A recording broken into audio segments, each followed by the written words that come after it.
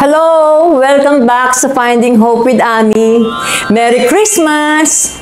Alam mo ba kapatid na ang Pasko ay tungkol sa pag-ibig ng Diyos na hindi magmamaliw, hindi mawawala, na hindi tayo mahihiwalay sa pag-ibig na yon. Dito sa mundo, maraming tao nakakasakit ng damdamin natin. May nagagawa sila na ikinasasama ng loob natin. At habang nagpo-focus tayo dun sa mga sama ng loob na yun, lalong palalim ng palalim yung masakit na nararamdaman natin. Nakakalimutan na natin o hindi na natin napapansin yung blessings na natatanggap natin. Halimbawa, dito sa mundo, di ba, meron kang kakilala, meron isang tao na walang ginagawa kundi ibigay ang lahat ng pangangailangan mo. Ginagawa ang lahat para sumaya ka. Pagkatapos, meron din naman na isang tao, ang ginagawa, nakakasama ng loob mo palagi.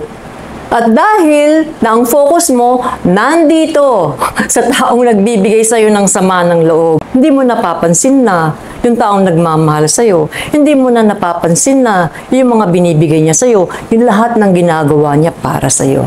Alam mo kapatid, ganun din ang Panginoon sa atin. Lahat ginagawa niya, binibigay niya lahat ng pangangailangan natin. Pagkatapos, tayo naman, nakafocus dun sa mga negatibong bagay. Nakafocus dun sa mga hindi magaganda. Imbis na yung blessings niya ang tinitignan natin yung mga wala sa atin. Ano kaya nararamdaman ng Panginoon? Kasi madalas natitake for granted natin yung mga ginagawa niya para sa atin, yung pagmamahal niya para sa atin. O baka naman sabihin mo, naku Miss Ami, talaga ba? Love ako ni Lord? Meron siyang pagmamahal para sa akin? Ako hindi naman ako karapat dapat mahalin. Kasi makasalanan ako. Marami na akong nagawang hindi magaganda sa mundong ito. Hindi ako karapat dapat patawarin. Masama ako. Alam mo kapatid, yun ang dahilan bakit merong Pasko. Yun ang dahilan bakit ang Panginoong Diyos bumaba dito sa lupa para noon bayaran niya lahat ng kasalanan natin. Kasi mahal niya tayo para matubos lahat ng mga ginawa natin hindi maganda. Kasi gusto niya tayo makasama sa langit. Hindi ka naniniwala? O sige, babasahin ko sa iyo yung sinabi sa aklat ng Romans 8:38 hanggang 39. Sabi ni Pablo, sapagkat natitiyak ko na walang makakapaghiwalay sa atin sa pag-ibig ng Diyos na ipinakita sa atin sa pamamagitan ni Jesucristo na ating Panginoon. Maging kamatayan man o buhay, mga anghel o anumang makapangyarihang espiritu, ang kasalukuyang panahon o ang hinaharap, ang mga kapangyarihan, ang mga nasa itaas o mga nasa ibaba o kahit ano pang mga bagay sa buong mundo ay hindi makapaghihiwalay sa atin sa pag-ibig ng Diyos. Nakita mo na? Iba si Lord. Oo, dito sa mundo kasi sanay tayo eh. Halimbawa, meron mag-asawa o mag-boyfriend. Pag yung isa nagkamali or nagkaroon ng infidelity, pwedeng sabihin ng isa, ayoko na, hiwalay na tayo. Annulment o separate na tayo. O mag-boyfriend, break na tayo. O kaya sa mga magkakaibigan, pag merong nagawang hindi maganda, ayaw na, tapos na. Sa mga business, di ba? Kailangan may agreement, may kontrata. Pag yung isa hindi sumunod sa kontrata, wala na. Hindi na sira na yung kontrata na yun. Pero alam mo si Lord, kapatid, kahit na anong gawin natin, yung kontrata na yun, pag sa tao, di ba, may ginawa isa, hindi natuloy. Pero si Lord, kahit na anong gawin natin, yung pangako niya, itutuloy niya pa rin. Wala tayong kahit anumang pwedeng gawin dito sa mundo para mawala yung pagmamahal niya sa atin. Never na magiging mas matimbang yung kasalanan natin, yung pagkakamali natin, kesa sa pagmamahal ng Diyos sa atin. Ang hinihintay niya lang, humingi tayo ng tawad. Actually, nakaabang nga siya palagi eh. Naghihintay lang siya sa atin na humingi tayo ng tawad sa Kanya. At lagi siyang ready na akapin tayong muli at pangalagaan tayo. Kaya nga mga kapatid, Huwag na tayo mag-focus doon sa mga negatibong tao.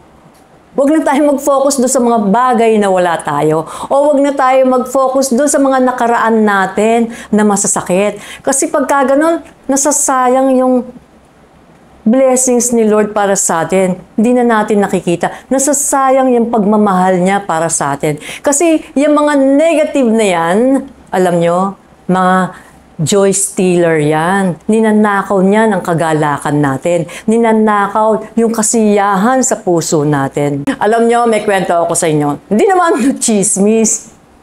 Pero ito naman kasi, meron tayong mapupulot na aral. Meron akong kakilala, yung pamilya nila, napasukan ng tukso. Merong babaeng tinukso yung asawa nitong kakilala ko na talagang gustong wasakin itong pamilya. Pero, hindi naman siya nagtagumpay, yung babae. Siyempre, yung lalaki, pinili pa rin itong pamilya niya. O, humingi ng tawad, pinatawad naman. O, buo na sila ulit. Pero, itong si Madam, si Mrs., medyo hindi makamove on kaagad. Nandun pa rin yung sakit sa puso niya. Siyempre, hindi naman ganun kadali. Pero, dapat pinag-aaralan natin na mawala na yun o pinagdadasal natin. Or dapat tignan natin yung mga blessings natin. Kasi tulad nung nangyari sa kanya, minsan sa isang party kami, tapos yung mga anak niya, galing pa sa abroad, nandito sa isang mesa, naghahalakakan sila, masaya. Tapos siya, nandito siya, nakafocus siya doon sa babaeng, wala na, iniwanan na, tapos na. Naku, sabi niya doon sa kaibigan niya, gusto kong puntahan yun, gusto kong konfrontahin yun, gusto kong kausapin yun. Hanggang sasabi ng kaibigan niya, bakit pa? Para saan? Tapos na eh. Kalimutan mo na yon. Tignan mo, andyan lahat ang mga anak mo galing sa iba't ibang parte ng mundo. Isa galing sa Amerika, isa galing sa Europe. Andyan lahat, kompleto. Lahat malusog, lahat masaya.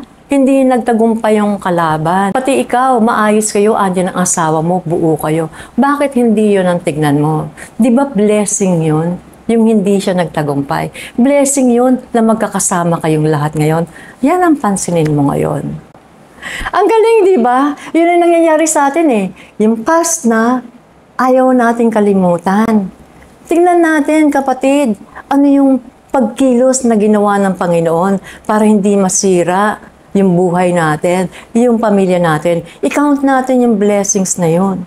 O baka naman sabihin mo, ay Miss Ami, hindi ko naman naranasan yan, wala akong ganyan. Pero meron akong yan, may mga mahal ako sa buhay na hindi ako ginagalang, binabastos ako, binabaliwala ako, hindi ako binibigyan ng importansya. Maraming ganyan. Pero alam niyo ako, minamaster ko na ngayon yung siyempre, nakakaranas din ako ng ganyan. Lahat naman tayo mga tao. Kaya, pinag-aralan ko na ngayon na dapat mag-focus lang ako sa pagmamahal ni Lord. Diba? Basta, niisip ko para akong nasa loob ng malaking balloon. Na yung balloon na yun, punong-puno ng love ni Lord. So, kahit na anong meron taong magsalita ng masakit sa akin, o sabihin ako ng masama, ay, naku, isipin ko, Lord, di ba sabi mo sa Bible, I am fearfully and wonderfully made. O pag sinabi nilang, wala kang kwenta kapatid, wala kang silbi sa mundong ito, huwag mong pansinin yan, kasinungalingan yan. Alam mo ba bakit? Kasi nga ang Panginoong Jesus, bumaba dito sa lupa, nagkatawang tao, inalay niya ang buhay niya, napako siya sa krus, para nun, ikaw ay maligtas. Alam mo bakit? Kasi mahalaga ka, importante ka, hindi ka walang kwenta. Gusto ka niyang makasama, gusto niya na huwag kang mapariwara, huwag kang mapahamak. Ganun ka kamahal ng Diyos, ganun ka kahalaga sa ating Panginoon. Kaya kapatid, kung ang Diyos pinagpapahalagahan ka, ikaw din. Bigyan mo ng kahalagahan ng buhay mo. Pagpahalagahan mo ang sarili mo.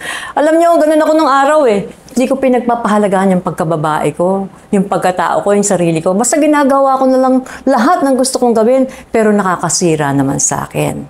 Pero nung nalaman ko kung gaano ko kahalaga sa Diyos, kailangan ayusin ko na ang buhay ko. Diba? Sabi doon sa nabasa ko, God, the greatest power in the universe is completely in love with you, kapatid. Focus in His solid, faithful, and everlasting love. Yung kanyang true love. Doon tayo mag-focus. Sabi sa Exodus 14:14, wala kang dapat gawin. Ang Diyos ang makikipaglaban para sa iyo. Siya ang bahala sa iyo. Kaya kapatid, be still, relax. Kahit na merong mga kung anik-anik dyan, mga negative dyan, si Lord ang bahala sa iyo.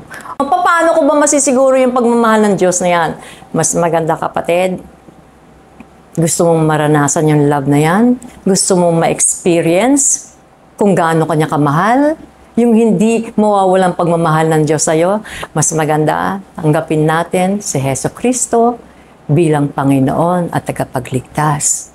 At kapag tinanggap mo siya, kasi yung banal na spirito niya, papasok sa'yo, sasamahan ka, at makikita mo, kapatid, mabubuksan yung mga mata mo sa katotohanan.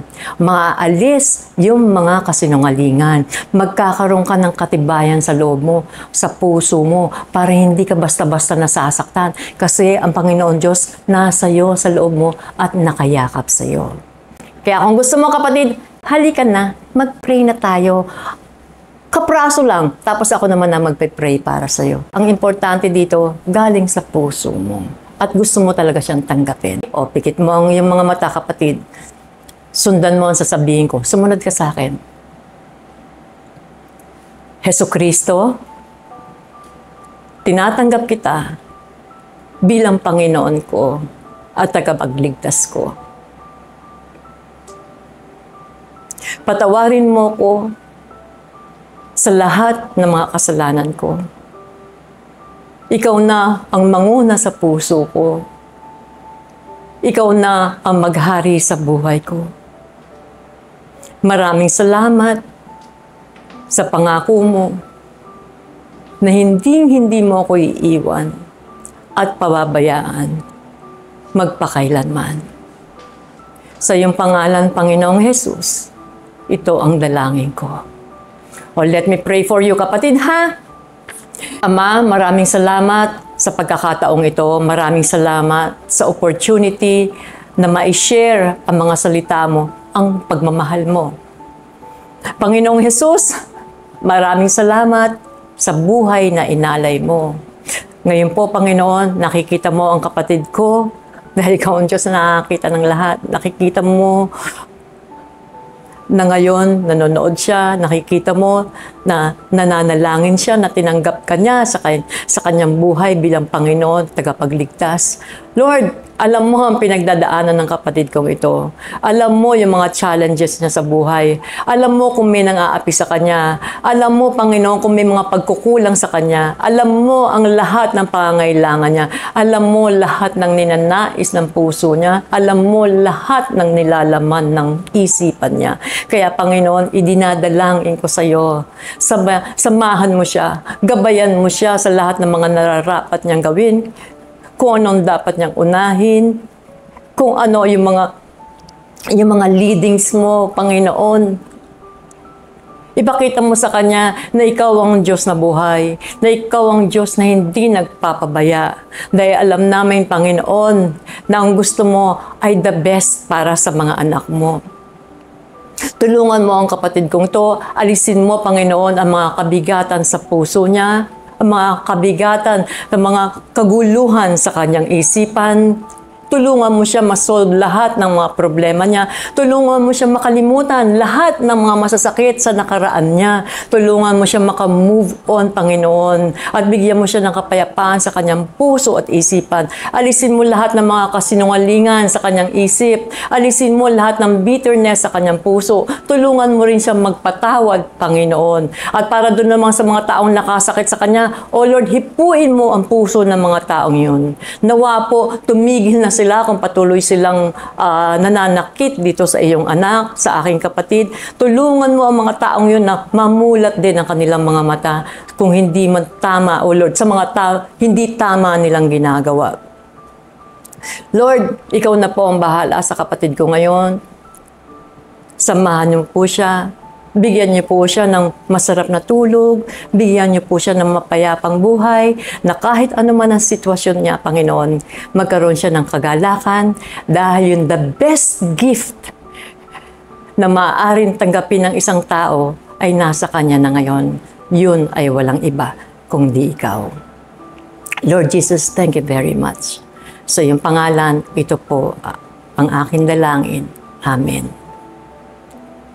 Kapatid, sana